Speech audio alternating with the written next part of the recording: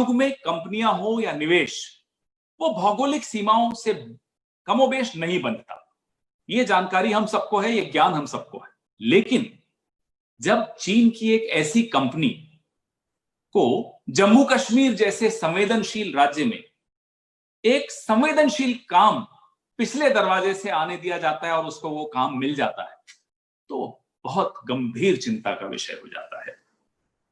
जब यह पता चले विशेष तौर पे कि जो चीन की ये कंपनी है, ना केवल चीन की सरकार एवं सेना के डायरेक्ट नियंत्रण में है, बल्कि विश्व बैंक ने पिछले वर्ष इस पर भ्रष्टाचार के आरोपों के चलते पाबंदी भी लगाई थी, तो चिंता और बढ़ जाती है।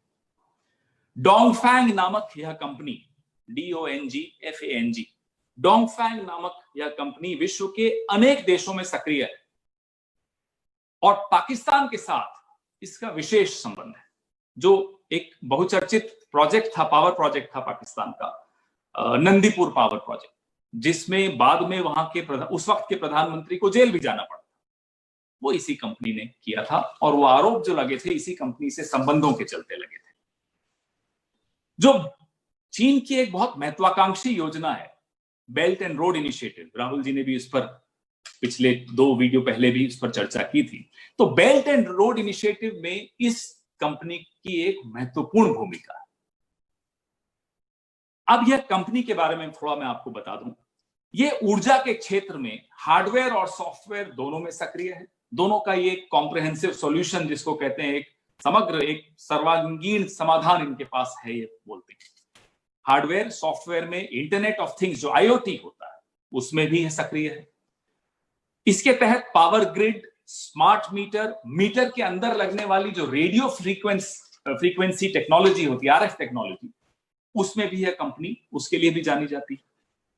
तो जम्मू कश्मीर में जो स्मार्ट मीटर लगाने का ठेका जिस कंपनी को मिला, उस कंपनी ने रिमोट कम्युनिकेशन टेक्नोलॉजी का ठेका डोंगफैंग को दे दिया। सब कॉन्ट्रैक्ट, ये वाला जो हिस्सा है स्मार्ट मीटर्स लगाने का, वो उसने डोंगफैंग कंपनी को दे दिया है। उक्त ठेका ग्रामीण विद्युतीकरण निगम, ऊर्जा मंत्रालय ने दिया है। स्मार्ट मीटर का सबसे महत्वपूर्ण हिस्सा रेडियो फ्रीक्वेंसी अथवा रिमोट कम्युनिकेशन सिस्टम होता है। ऐसा महत्वपूर्ण एवं संवेदनशील काम एक बेहद संवेदनशील इलाके में, कश्मीर में, ऐसा काम ऐसी कंपनी को दे दिया जाए जो सीधे सीधे चीन की सरकार और सेना को रिपोर्ट करती हो, तो यह विषय राष्ट्रीय सुरक्षा को देखते हुए बहुत ज्यादा गंभीर माना जाना चाहिए। बड़ी हैरानी की और हास्यास्पद बात यह भी है कि 2017 में भारतीय जनता पार्टी के एक सांसद श्री जी किशन रेड्डी, जो आज गृह राज्य मंत्री हैं, 2017 में उन्होंने लगातार ट्वीट किए इस कंपनी के खिलाफ और अपनी ही सरकार को आगाह किया इस कंपनी के विरुद्ध कि भैया सुरक्षा के लिए खतरा है, डोंगफैंग नामक कंपनी को भारत में बहुत काम मिल रहा है, अपनी ही सरकार के खिलाफ। और आज वह गृह राज्य मंत्री हैं। आज वही सरकार जम्मू कश्मीर जैसे संवेदनशील इलाके में 2 lakh metre smart meters, Jammu में और श्रीनगर दोनों में 1-1 लाख मीटर्स का काम जिस कंपनी को दे रही है, वो कंपनी आगे डोंगफैंग नामक इसी कंपनी को RF टेक्नोलॉजी का काम दे रही है। विशेषज्ञों का क्या मानना? उनका यह मानना है कि इस टेक्नोलॉजी के जरिए दुश्मन जब चाहे उस इलाके में ब्लैकआउट कर सकता है। उपभोक्ताओं का संवेदनशील डेटा भी उसके हाथों में जाने का खतरा रहता है और उसका दुरुपयोग का भी खतरा रहता है। पहला प्रश्न आपका मायावती जी से संबंधित है। तो मायावती जी की जो मजबूरियां हैं वो भी सर्वविदित हैं, सबको मालूम है किन मजबूरियों के चलते उनको इस तरह के निर्णय लेने पड़ते हैं। वो मजबूरियां अब किसी से छिपी नहीं थी। अब कोई मजबूर हो, पिछली प्रेस वार्ता में मैंने कहा था, कोई नेता मजबूर हो जाए तो वो अपनी विचारधारा भी छोड़ देता है, वो अपनी पुरानी जो स्टैंड्स होते हैं उनको भी बदल लेता है। तो मजबूर नेता के विषय को ज्यादा गंभीरता से कोई लेता भी नहीं और ना ही लेना चाहिए। आपने कहा 100 मिलियन जॉब्स के विषय में, राहुल गांधी बहुत पहले से, फरवरी से ही आगाह करते चले आए। इस सरकार को कोरोना महामारी से होने वाले आर्थिक नुकसान पर भी उन्होंने खुलकर कई बार आगाह किया इस सरकार को। सरकार ने जो भी निर्णय लिए ना केवल विलंब से लिए बल्कि बिना किसी योजना के लिए। लॉकडाउन किस तरह से, उस लॉकडाउन के चलते मजदूरों को सड़क पर पैदल जाना पड़ा, कोई उनके बारे में सोचा नहीं गया, कोई योजना नहीं की गई। कांग्रेस अध्यक्षा ने कई पत्र लिखे, कई बार सुझाव दिए, कुछ सुझाव माने, विलंब से माने, लेकिन हाँ कुछ सुझाव माने भी सरकार ने। हम बार बार कहते रहे ऑल पार्टी मीटिंग बुलाइए, सबको साथ लेकर चलिए, मुख्यमंत्रियों से भी बात करिए।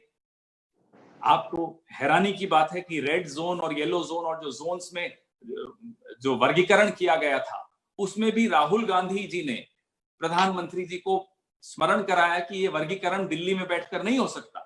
वहां के सीएम और सीएम से भी ज्यादा डीएम ज्यादा अच्छी तरह बता पाएंगे कि किस इलाके में क्या वर्गीकरण करना चाहिए।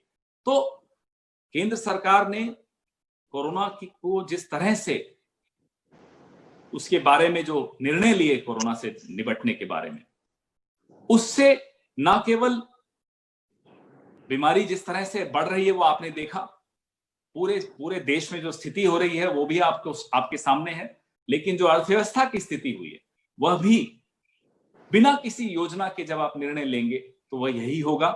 पहले भी अर्थव्यवस्था चरमरा रही थी, अब ध्वस्त हो गई है। कोरोना से पहले भी कोई अर्थव्यवस्था 45 साल का रिकॉर्ड बेरोजगारी का तो कोरोना से पहले ही टूट चुका था। और कैसे आंकड़े छिपाए जा रहे थे, कैसे आंकड़े बिल्कुल पहले तो तोड़ मरोड़ के पेश किए जाते थे, उसके बाद आंकड़े आने ही बंद हो गए थे। तो आंकड़ों के साथ भी इन्होंने पूरा खिलवाड़ किया, आंकड़ों का एनकाउंटर करते चले आए, क्योंकि सच से ये बचना चाहते हैं, ये नहीं चाहते कि सच लोगों के सामने आए। आंकड़े आप दीजिए या न दीजिए, भूखा पेट किसी आंकड़े को नहीं विश्वास करता, उसको मालूम है कि भूख क्या होती है। ऐसे महत्वपूर्ण, ऐसे संवेदनशील भौगोलिक इलाके में अचानक ब्लैकआउट की स्थिति हो जाए, वो परिस्थिति वो कंपनी कर सकती है जिसके हाथ में ये टेक्नोलॉजी। इसलिए ये प्रश्न उठता है कि जो ये सब कॉन्ट्रैक्ट इस कंपनी को दिया गया है उस पर सरकार को तुरंत हस्तक्षेप करना चाहिए। और जम्मू कश्मीर के, जम्मू और श्रीनगर के हमारे नागरिक, उनकी सुरक्षा की पूरा जिम्मेदारी सरकार की है। उनके डेटा की सुरक्षा, उनकी अपनी सुरक्षा, ये सब जिम्मेदारी सरकार की ही बनती है और सरकार को इस पे तुरंत हस्तक्षेप करना ही चाहिए। यही बात हम सरकार से जानना चाहते हैं। ऐसे वक्त जब हमारे बहादुर जवान सीमाओं पर लद्दाख की रक्षा कर रहे हैं, चीन लगातार वादा खिलाफी कर रहा हो, पूरा देश चिंतित हो हमारी सीमा सुरक्षा को लेकर, ऐसे में इतना महत्वपूर्ण काम एक ऐसी कंपनी को दिया जा रहा हो जो कि चीन की सरकार के नियंत्रण में हो, चीन की आर्मी के नियंत्रण में हो, पाकिस्तान से बड़ी नजदीकी संबंध रखती हो, तो ये गंभीर विषय है। संवैधानिक पद पर बैठे व्यक्ति के विरुद्ध कोई मोर्चा नहीं खोला जाता। कांग्रेस पार्टी कभी किसी के खिलाफ मोर्चा नहीं खोलती। कांग्रेस पार्टी संविधान को बचाने के लिए मोर्चा खोलती और उसके लिए हम बिल्कुल जो बन पड़ेगा करेंगे। संविधान की रक्षा हम करेंगे। हम बार बार ये दोहरा रहे हैं, सिस्टम है, संविधान है, नियम है। बिजनेस एडवाइजरी कमेटी होती है, हर राज्य में होती है, विधानसभा में बिजनेस एडवाइजरी कमेटी तय करती है कि क्या एजेंडा होगा एक हाउस का, एक असेंबली सेशन में। उसमें गवर्नर का कोई रोल नहीं रहता। उसमें मुख्यमंत्री जी गवर्नर को लिख कर दें, ऐसा कोई नियम नहीं है कि वो लिखकर सूचित करें कि ये एजेंडा है। तो जो गवर्नर साहब ने जानकारियां मांगी वो संविधान सम्मत नहीं है, वो नियम सम्मत नहीं है। संविधान की रक्षा के लिए मोर्चा खोलना तो मुझे लगता है मेरा भी कर्तव्य और आपका भी कर्तव्य और हम सबका कर्तव्य, क्योंकि संविधान है तो हम हैं। बेल आइकन की घंटी दबाएं। नेशनल दस्तक को बचाने के लिए बहुत जरूरी है कि हर खबर को शेयर करें, लाइक करें, कमेंट जरूर करें।